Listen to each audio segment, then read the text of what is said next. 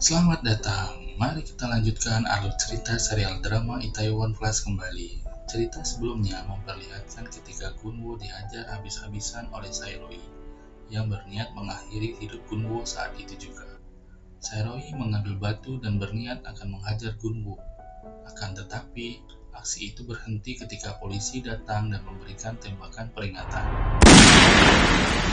Soah pun hadir untuk menenangkan Sairoi agar berpikir jernih dan mengingatkannya jika ayahnya pun tidak akan menyukai perbuatan yang dilakukannya.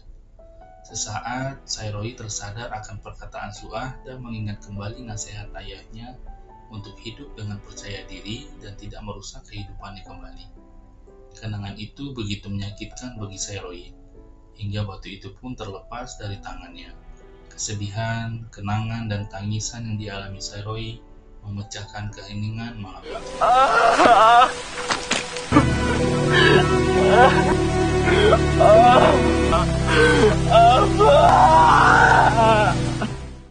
Di sekolah Guangjin, berita tersebut tersebar dan didengar oleh murid cupu yang pernah ditolong oleh Sairoi waktu itu, dan terlihat begitu shock mendengar berita tersebut. Singkat cerita, Sairoi pun dipenjara akibat perbuatan yang dilakukan dalam percobaan pembunuhan. Kali ini, Sairoi dijenguk oleh Presiden Jang yang kembali meminta Sairoi untuk berlutut dan meminta maaf kepada putranya. Mendengar hal itu, Sairoi pun begitu emosi. Yang seharusnya meminta maaf adalah Gunwo. Melihat Sairoi yang tak mau menurutinya, Presiden Jang pun berlalu pergi dengan emosi yang memuncak. Sairoi akan mengingat apa yang dikatakan oleh Presiden Jang. Dari sini, kita sekali lagi melihat ketika kekayaan dan kekuasaan yang dimilikinya mampu memutarbalikkan fakta atas kejadian kecelakaan tersebut di mana polisi, kejaksaan, dan persidangan telah diatur oleh Presiden Jang. Soah pun dipanggil ke kediamannya dan berniat memberikan beasiswa kepada Soah. Soah secara polos menebak apa yang diinginkan Presiden Jang tentang pertukaran beasiswa tersebut adalah untuk berbalik melawan Sairoi. Meskipun sempat menyangkalnya, tetapi hal itulah yang sebenarnya yang diinginkan oleh Presiden Jang. 어떻게 할 생각이야? 수학생, 대가를 바랬다면? 네. Pertemuan itu berakhir ketika Gunwo datang yang meminta ayahnya untuk melepaskan Sairoi dari dalam hatinya. Dia benar-benar merasa bersalah. Tetapi Presiden Jang ingin menjaga reputasi dirinya, karena Gunwo dipersiapkan untuk menggantikan Presiden Jang memimpin perusahaan Jangga. Meskipun terdapat fakta jika Presiden Jang juga memiliki putra hasil dari perselingkuhannya.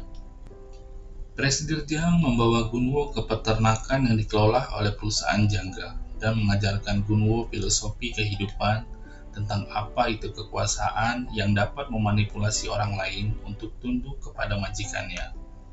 Gunwo diminta untuk mematahkan leher ayam untuk membuktikan kemampuannya sebagai pewaris Jangga. Gunwo pun melakukan persis seperti apa yang diinginkan oleh ayahnya. Persidangan Sairoi pun dilakukan, di mana ia dinyatakan bersalah dan dihukum selama 3 tahun.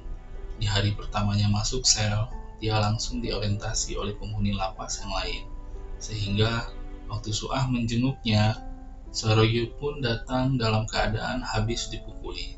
Soah bercerita jika ia diterima di Universitas Guangjin dan menerima tawaran beasiswa dari Jangga karena melaporkan ke polisi saat peristiwa di rumah sakit tempo hari. Soah meminta maaf atas hal itu, tetapi Sairoi juga berterima kasih. Jika tidak ada polisi, mungkin Sairoi akan menjadi seorang pembunuh. Perbincangan tersebut mengutarakan jika Sairoi membaca buku autobiografi dari Presiden Jang yang membangun usahanya dari nol, dan membuat Sairoi terinspirasi untuk membuka usahanya sendiri juga, di mana itu juga akan mewujudkan mimpi ayahnya untuk memiliki kedai. Di waktu jam besuk berakhir, Soah memberitahu Sairoi jika ia tak menyukai pria miskin. Cara jenius untuk menyemangati Sairoi untuk bangkit dan mengejar mimpinya menjadi kaya dan membalaskan dendamnya. 2 tahun berlalu. Akhirnya Sairoi bebas dari masa tahanannya. bersamaan dengan teman satu selnya yang merupakan bos mafia dan disambut oleh bawahannya. Di hari pertamanya keluar, Saroyi berkunjung ke sebuah kedai untuk makan dan minum-minum. Ia merayakan hari kebebasannya sendirian dan mengingat kenangan bersama ayahnya. Selama ini, Saroyi tidak pernah melupakan apa yang terjadi pada dirinya. Dia memahami seluruh cerita dari buku autobiografi Prestige Jang dan selalu mengikuti perkembangan perusahaan jangga. Suatu waktu, Gunwo tampil di berita TV nasional yang mengungkapkan kekerasan kepada karyawan yang dilakukan oleh Gunwo. Hanya karena karyawan tersebut tak mengenalinya. Pemberitaan tersebut membuat saham perusahaan jangga turun dan didemo oleh masyarakat. Saroyi berniat untuk bertemu dengan Su-ah yang sekarang telah tinggal di kota Itaewon, di mana kedatangannya bertepatan dengan perayaan Halloween. Akhirnya, Saroyi bertemu dengan Su-ah, hal yang membuat keduanya melepaskan perasaan rindu selama ini. Mereka pun berbincang-bincang di sebuah kedai dan menceritakan rencana mereka ke depan. Su-ah akan bekerja di perusahaan jangga, sedangkan Saroyi berniat untuk membuka kedai pertamanya di Itaewon. Tapi hal mengejutkan terjadi ketika Su-ah menanyakan kapan kedai tersebut dibuka. Dengan lantangnya, Saroyi bilang 7 tahun lagi, dan berencana untuk menjadi pelaut selama waktu itu. Padahal Saroyi memiliki cukup uang dari warisan dan tabungan ayahnya. Mereka menghabiskan malam tersebut untuk minum dan bersenang-senang melepas kerinduan, kesedihan, dan kesepian selama ini. Saroyi pun mengantarkan Su-ah pulang dengan menggendongnya, dan sekali lagi Su-ah meminta maaf kepada Saroyi jika nantinya dia bekerja untuk perusahaan jangga.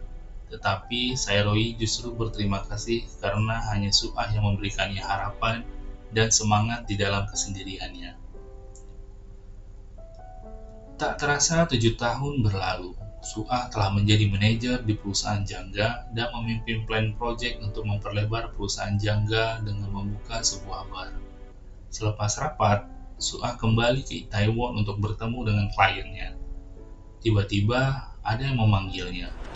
수아야, Ya, itu Saroyi. Ia benar-benar kembali di saat rasa cinta pada diri Su-ah sudah hampir memudar. Dan Saroyi benar-benar telah membuka kedai miliknya dan bersikap santai setelah 7 tahun berlalu. Pertemuan itu pun mengakhiri episode 2 kali ini.